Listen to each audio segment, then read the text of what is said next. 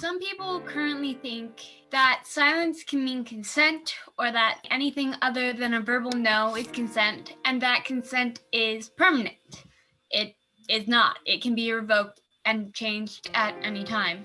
Affirmative consent cannot be given by someone who is intoxicated, passed out, asleep, or otherwise unable to communicate. And so assuming consent is wrong. I feel like a lot of people take it as a joke sometimes too. Like they don't take consent seriously.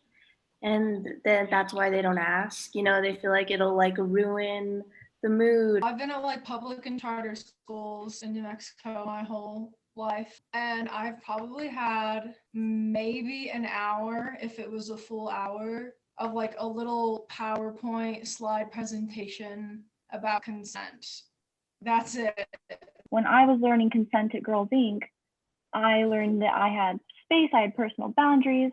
And so when I was at school, I was able to pass that knowledge on. It gives us confidence in our own voice and learning at a young age that our voice means something and that it matters.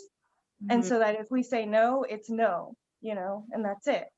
If you grow up talking about consent and having this topic that usually is controversial be just something that you talk about, other topics that are controversial, you're comfortable talking about, It's important for guys to talk about consent with one another because one, we know that they have emotions and it's okay to show that you're not comfortable with something. And even if it takes a lot of work to get to a point where you feel okay voicing your voice, it's an important journey because you're going to be having to do that your entire life. It's to teach both genders that they have a voice in whatever situation that they're in. It requires that in the current education and health systems that you have to be taught affirmative consent and know the meaning of affirmative consent.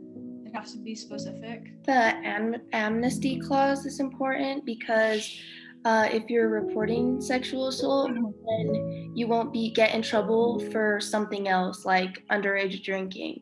I feel like that people don't report because they feel like they'll get in trouble for something else. While this bill is addressed to middle school and high school students and university level education, we think that it should go even farther and be taught to younger kids. We started when we were 5 years old, so it's not impossible.